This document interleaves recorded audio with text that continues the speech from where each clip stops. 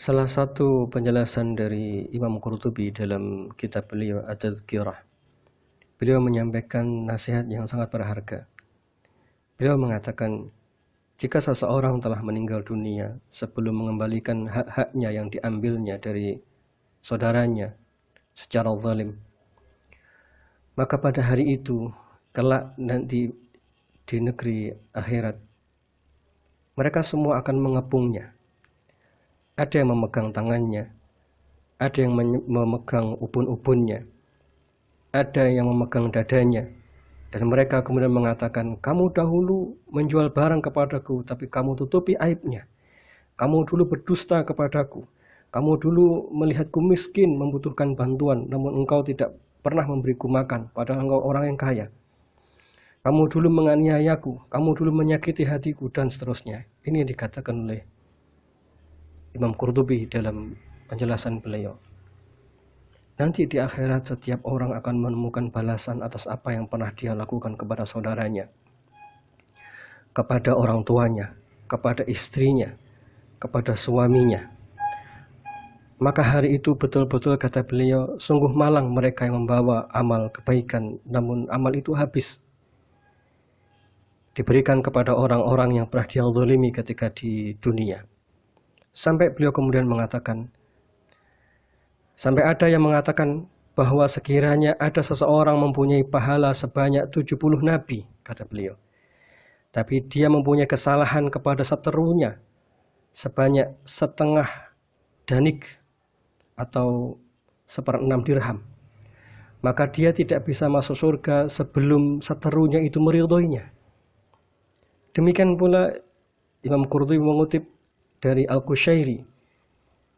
Beliau mengatakan, ada seseorang nanti karena 1/6 dirham seseorang itu diambil pahalanya sebanyak 700 kali sholat yang telah diterima, lalu pahalanya itu diberikan kepada seterunya.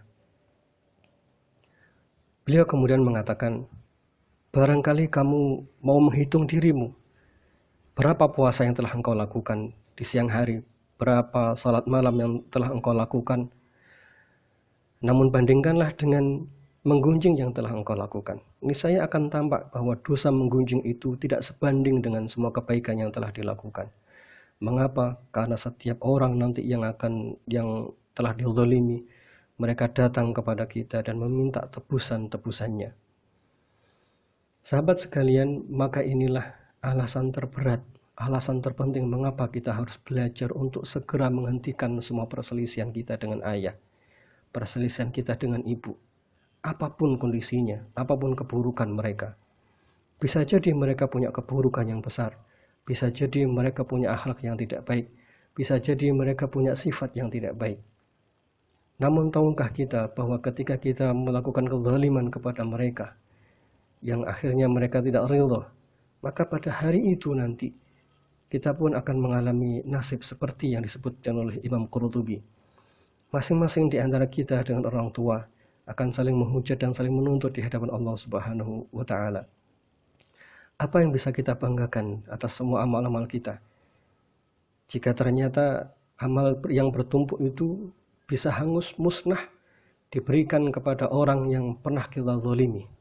Lantas bagaimana jika seorang anak menzalimi orang tuanya, jika orang tua menzalimi anaknya? Jika di masa lalu kita tidak menemukan alasan untuk menghentikan konflik, maka mungkin inilah alasan terpenting bagi kita.